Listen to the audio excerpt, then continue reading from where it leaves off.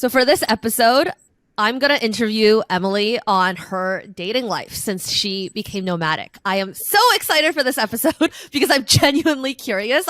We've never really caught up about this. I've just heard snippets about how dating in Singapore is not awesome for you and you're like not into it and you want to move to San Francisco to find, your type of person.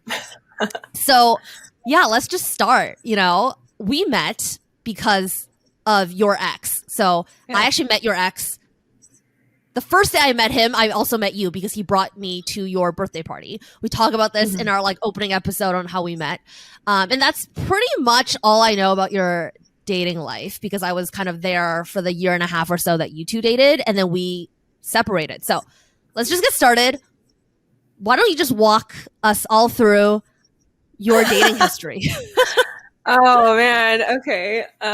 Yes. Well, without revealing too much, just kidding. Oh, I won't say names, obviously, but I think after that first ex, I had dated someone a little bit more seriously in San Francisco for roughly 8 to 9 months. I don't know if you know who this I literally person forgot. is. I think you told me when I was back in 2019 and we went out and you were like, oh, I was dating. So I don't remember him. Not important guy. Yeah. So yeah. I mean, everyone in this history context is not important, but I'll give you an idea of what it's like. But the second one, he was actually a really good guy, but we parted due to more religious differences, as well as I was leaving for Singapore and I didn't it just didn't make sense to do long LDR. And LDR is really hard, especially when I don't know, if you haven't been together for maybe 2 to 3 years, then it's just harder to keep that going. But he was very Catholic and I am more spiritual. I think I more lean towards Buddhism values. And he brought up things that were a little bit red flag for me, going to church on Fridays and Sundays. I feel these were things that would have affected our future. Yeah. Fridays, Sundays, really good guy though. And I could tell based on how he treated his little sister, how he treated his mom. I think one of the indicators actually I look for now is how he treats the woman in his life and how he speaks of them. That just shows so much in general. Yeah. So yeah. Good tip. Right? Yeah.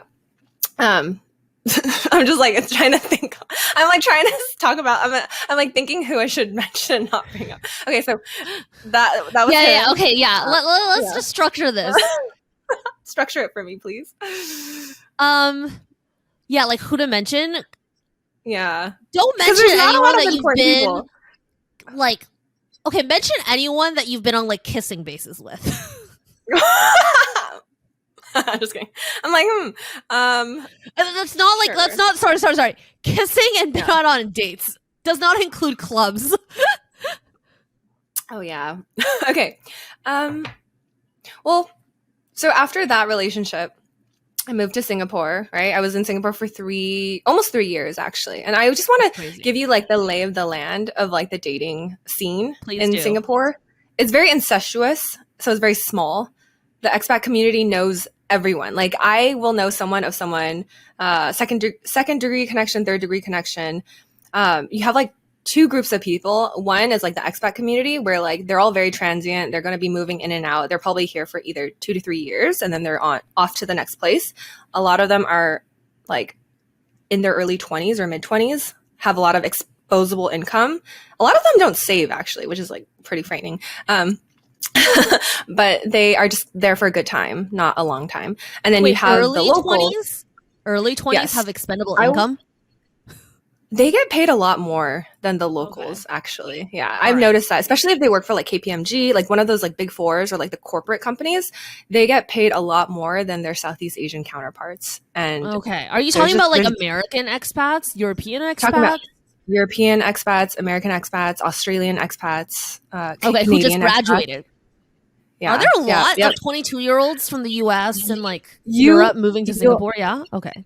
You'll be surprised. Not within tech for sure, but within banking. The banking sector for sure. Okay. But tech, I've found a lot of people in tech, they usually have to be manager level to be able to work on assignment. So that was one thing. And then the other part is a lot of the locals who are rooted deeply in Singapore. They do Sunday dinners or Sunday breakfasts with their parents, and basically you're marrying their entire family. And yeah, okay, so that's the lay of the land.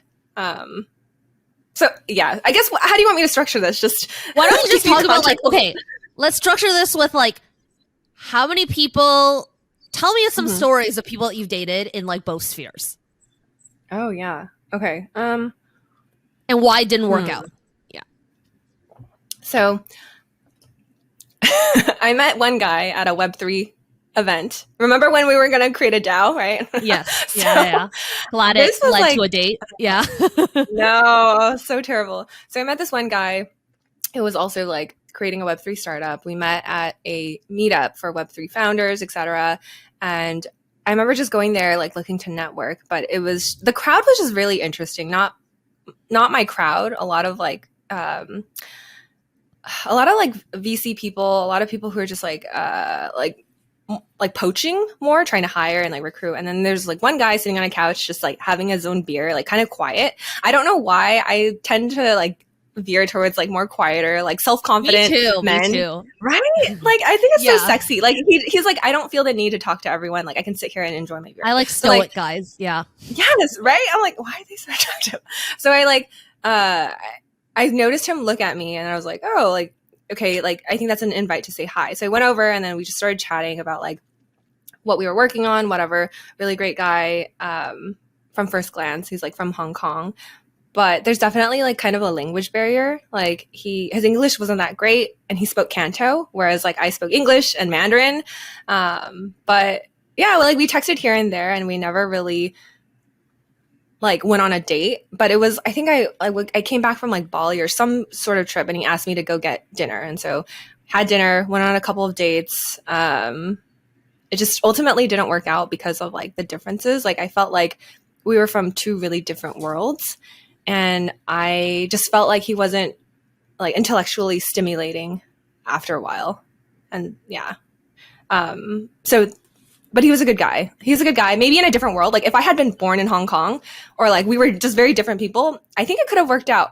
But what again, was different? I'm not like tell me why? What do you mean you guys were from different worlds?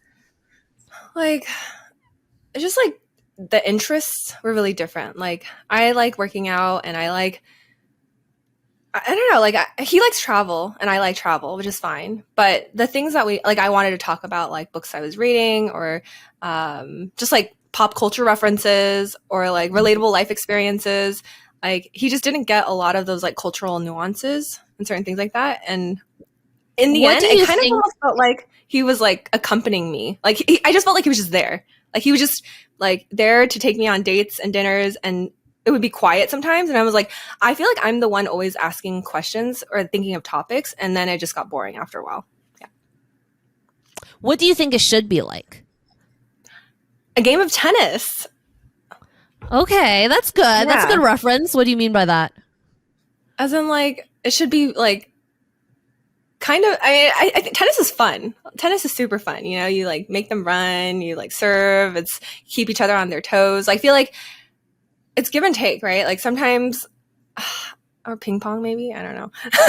Just the fact that like it's engaging. Like you can't not look away for a bit. Like I feel like I would like him to also offer his perspective and his views and like deliver like value to like whatever relationship we're building and vice versa.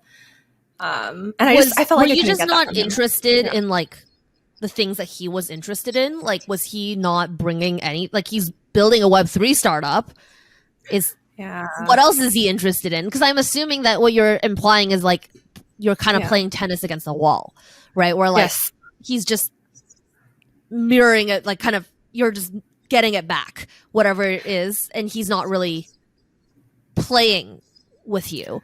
And I'm just trying to understand like what that means. Like, what do you expect someone to do? Like, is it that they work on their own projects, that you're also like, you're not going to find someone who's interested in the exact same things as you. Yeah.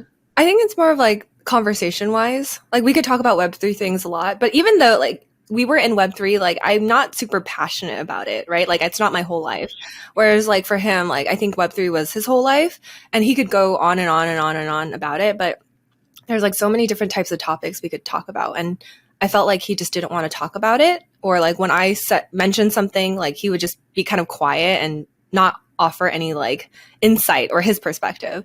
And I felt like eventually towards the end, I was like, why is it so hard to keep like a very like deep, insightful question? Also, he didn't go deep. Like he wasn't vulnerable. Like he didn't want to talk about certain things. And I was just like, I feel like I'm talking to a wall. And I want my partner and I to be like super, like we can talk about anything and like we can be vulnerable. And like, though sometimes some topics might be emotional, like I think I want to be able to have that. Am I asking for too much, Ivy? Like, no, you want someone to be excited about the things that you're excited about. And when someone shows excitement, they are curious. They want to ask you more about it.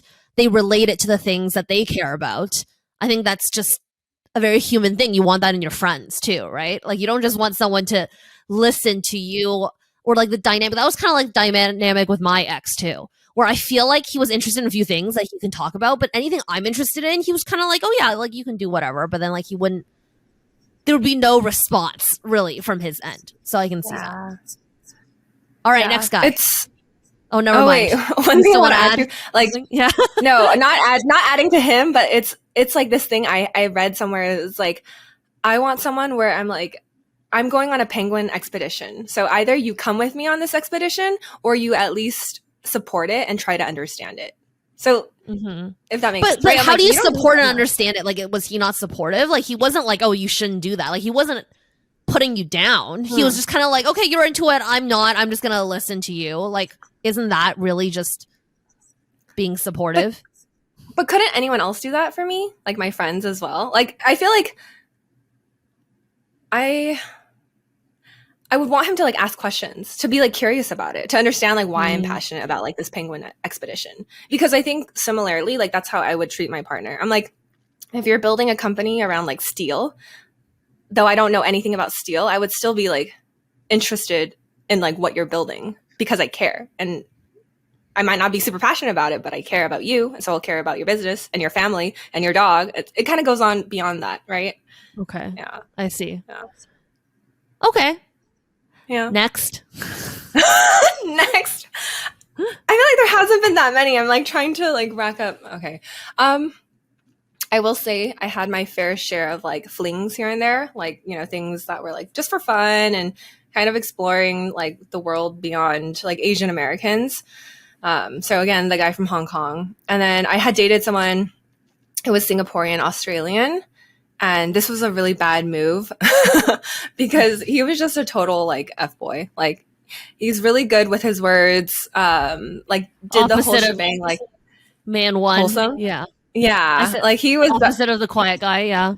Yeah. Like he was really loud, rambunctious, but he was very straightforward. Like and I like straightforward men as well. Someone who could be like, I like you. Like, this is what we're going to do. Like, he did the whole like shebang, like alpha.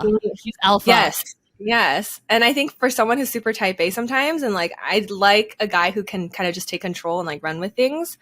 Right. But he did the whole shebang. Like he like picked me up. He would take me on like nice dinners. We went to like Lady M, like the cake place. And he would just be really attentive and like pick up on things that I liked and like certain foods or places. It's usually just cater to signs of an experienced dater. Yeah. And I think one of the red flags was I was like, he did a lot of like sweet talking in the beginning. And I was like, you probably do this to like every other girl. And so I thought nothing of it until we went on a hiking trip with his friends and I met this other girl. And the more I talked to her, the more like similarities. I was like, oh, this is interesting. Like, oh, you went there too. And like, oh, you know, you had this dinner with this guy as well there. Because we were having our own side conversations. And then I later found out that he had also just like dated her as well. And then towards the end, when everyone was leaving, I noticed that like those two were leaving together. And she had a duffel bag with her. And I was like, this is strange. I was like, why do you have a duffel bag? And I think they're probably like gonna like sleep together in a hotel or things like that. So I was like, what the yeah. And then I was like, he like brought two girls that he was simultaneously dating onto one group hiking trip. Yes. But the group trip was big. There's like 10 of us. That's why. And I was like, who was he intimate with? I think he was intimate with her and me at the same time. And maybe like, I don't know if there's like other people. Yeah. And so I was just like, what? Like, what the yeah. Okay. And then after that, I was like, I don't know what game you're trying to play right now, but I'm like, I don't want any part in it. And so I just ended things with him. And that was, yeah, the Australian guy. Because I think he was also trying to suss out. Like, I think he was there for a good time, not a long time. And I was like, I don't want to be one of your side chicks. I was like, I need like an actual like partner. Right. But okay. don't be fooled by like men with good words. All right. So you've dated these people in Singapore of these two. Like, can you kind of like generalize? I mean, the pros and cons of dating someone who's an expat is like, hey, like, you're going to be gone soon. And like, I either have to like move and we have to like basically figure out how we're going to do this together, even though you have your own life plans. Or in Singapore, like, you're kind of like rooted there and you didn't plan on being rooted there. But I feel like that's kind of the same, right? Where it's like, once you find a partner, you have to figure out how to mesh life plans together. And is that something like you want to do that? Or like, do you already have your own and you just want someone to just have the same life plan as you? Yeah. So where I am currently right now is I'm happy to like root down, like actually get a lease, right? Like, or an apartment, stay there for a year or so. But only in San Francisco. You don't want to go back to Singapore and date a Singapore man. I was thinking San Francisco or Taiwan, actually. Okay. But I think the men that I like are probably going to be in California. So that's why I was like, what do you like? I think it's like just cultural similarities, like being Asian American, like having friends or community in California that we could always go back to in case we were to move back to Asia. Pop culture references, just like a sense of familiarity that I couldn't get when I was dating men from overseas. It takes a lot of work. I understand that, but I'm like, that's something I'm kind of just like, I'm not willing to like put in the work and compromise right now. So that's why I was like, I'm just going to go to California. But the idea, like this is like my dream board, my vision. I have a place somewhere where I'm rooted at least for a year, like in San Francisco or Taiwan.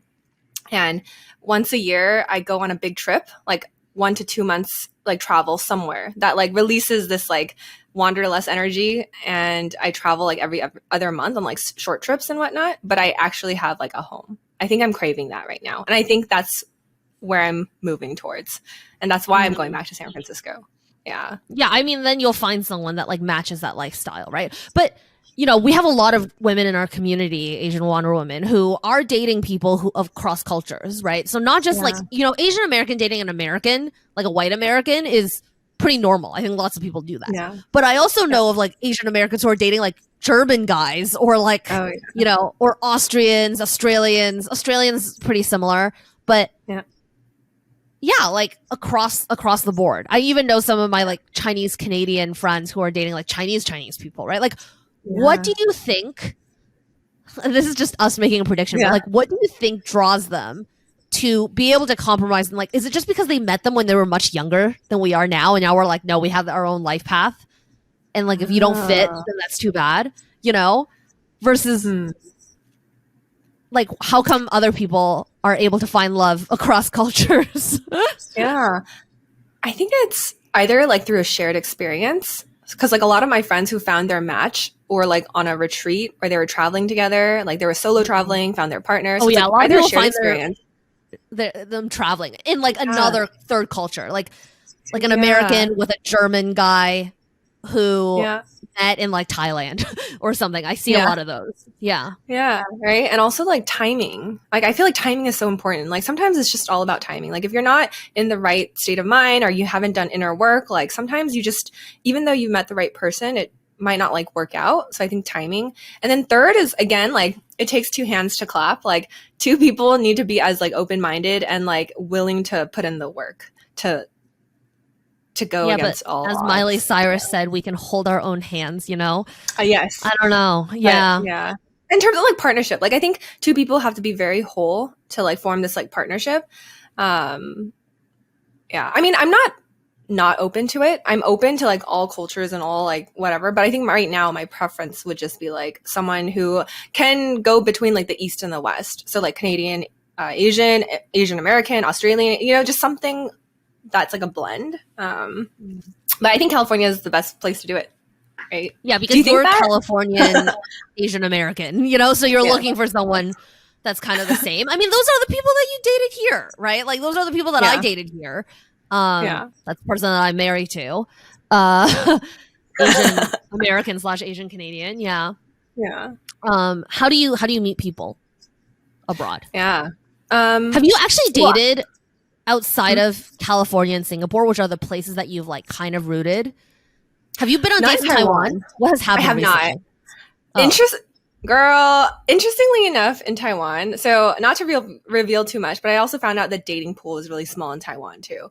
So like I found out that I a mean, lot of my expat friends dating have, pool is small everywhere, unless you're dating someone like full Taiwanese, right?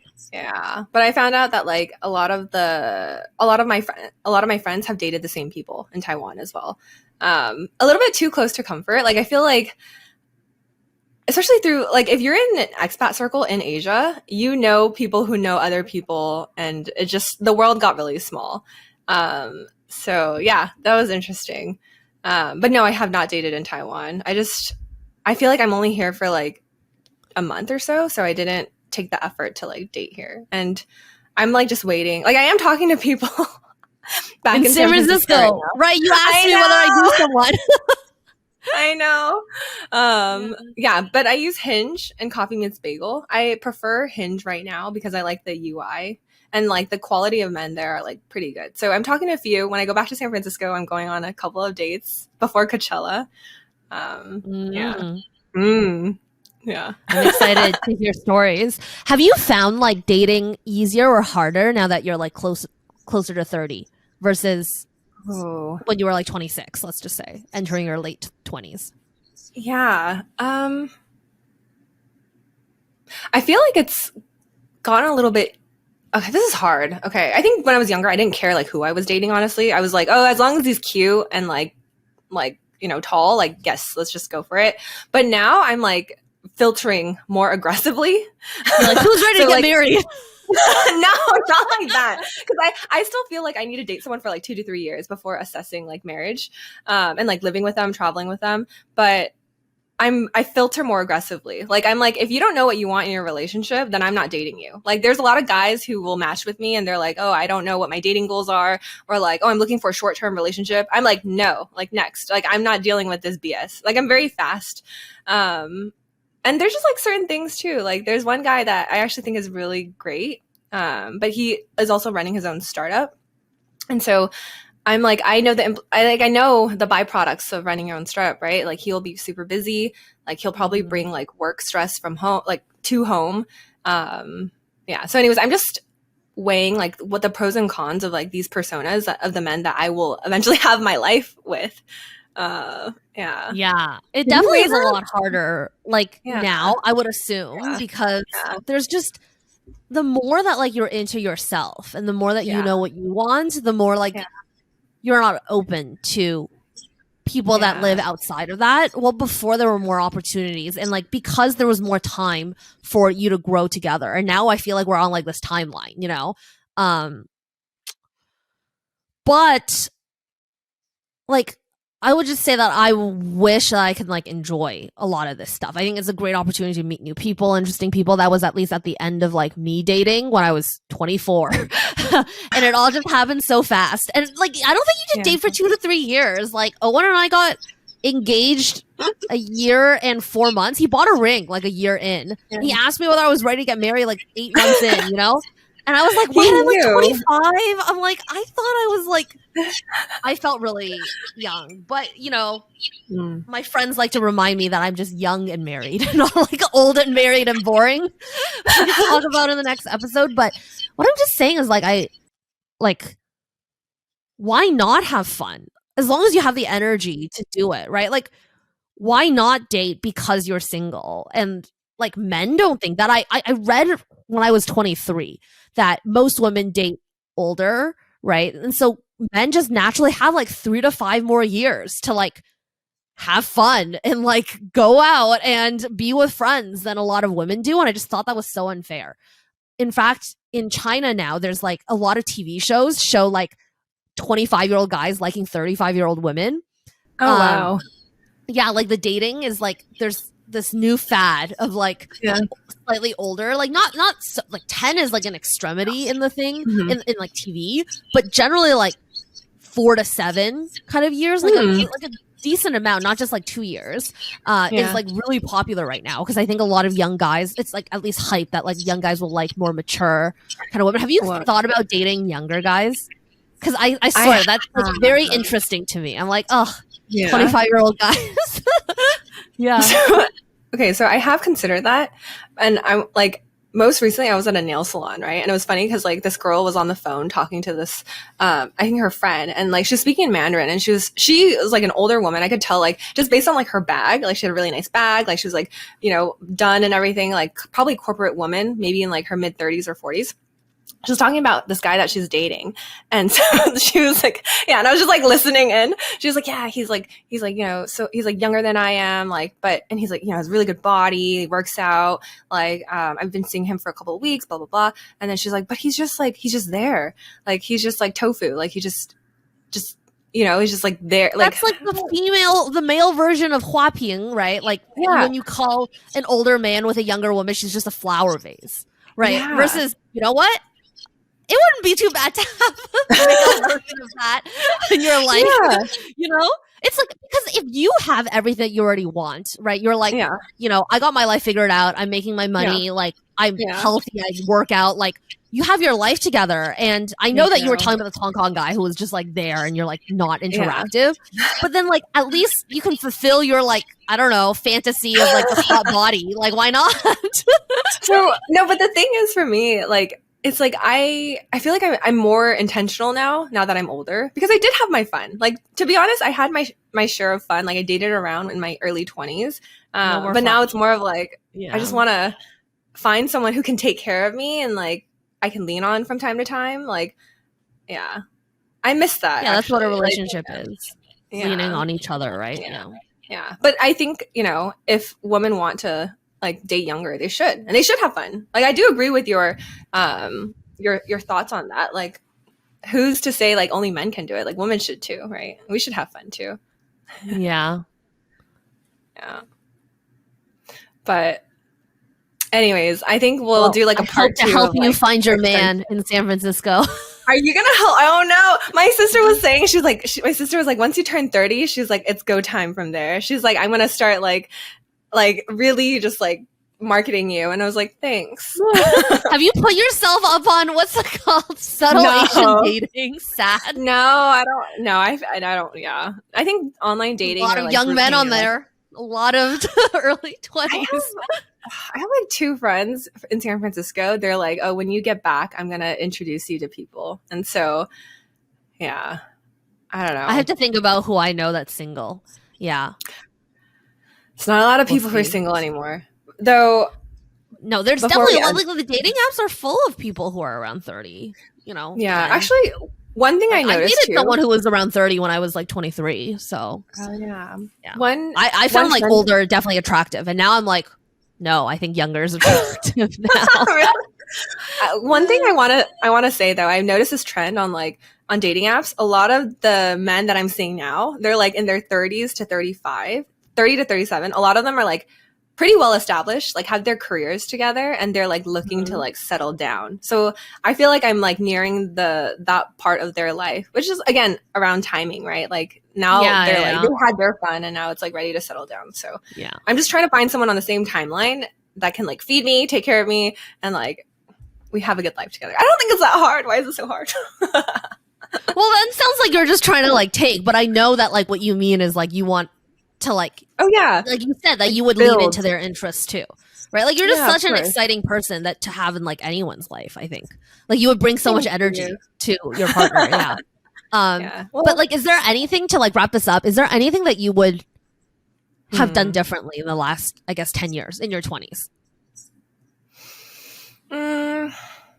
Like if you were to go back, would you have done anything differently? I wish I had been more open to like opportunities. Like when I was younger, I wish like I had gone on like recommendations of friends of like dates, or like gone to more outings or gone to more like social things when I was younger to potentially open up those doors for the future. I feel like I didn't do that as much. And What did you do? Like, you just didn't go, or like you were like Yeah. kind of closed off? You didn't want to date those people. I think I was closed off. I didn't want to go, and I just like stuck within my like small circles in San Francisco. Whereas now I'm like, you know, if I had just cast my net wider when I was like younger, maybe, you know, there's always room for like meeting again, right? Or like developing, like rekindling, no, not rekindling, like just at least like touching base, right? Like maybe someone from high school, things like that. So Yeah. I guess just keeping doors that's open, still not not shutting them. like Yeah. it's actually very common. Like, I just had one of my best friend's brothers end up marrying someone that he met when he was 16 at a summer program. I found my first boyfriend in the same summer program at a different campus, but like they didn't talk for like years. In fact, like they weren't even each other's, like they weren't interested in each other at all that summer, but now they just recently got married after like re-meeting again. And then my mom is now married to some guy who liked her when they were in high school. And they like reconnected in 2014 when WeChat came around. Right? So it's, you just don't know what's going to happen. But yeah, no, I think that's really good advice. It's like, but like you can't have had that intention at that time either. Then it would be a totally different relationship. So like, I don't think you should have done anything differently. And it's also never too late to start now. Like all the things that you wish you had done, you're going to say the same thing when you're like 35. You're like, oh, I was actually super young when I was 29, you know? Yeah.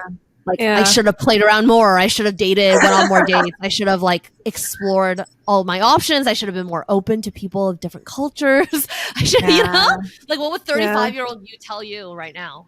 Yeah. Yeah. No, that's good advice. So yeah, I mean, I will move forward with that mentality, and I'll keep you posted on like what happens in San Francisco. Well, you'll be there, so I'll tell you. Yeah. Okay, we'll do another episode in like 6 months. We'll do like follow up San Francisco dating with Emily. Sounds all good. right. Yeah. Okay. Thanks for a great episode. Bye-bye. Bye. I'm the baddest chick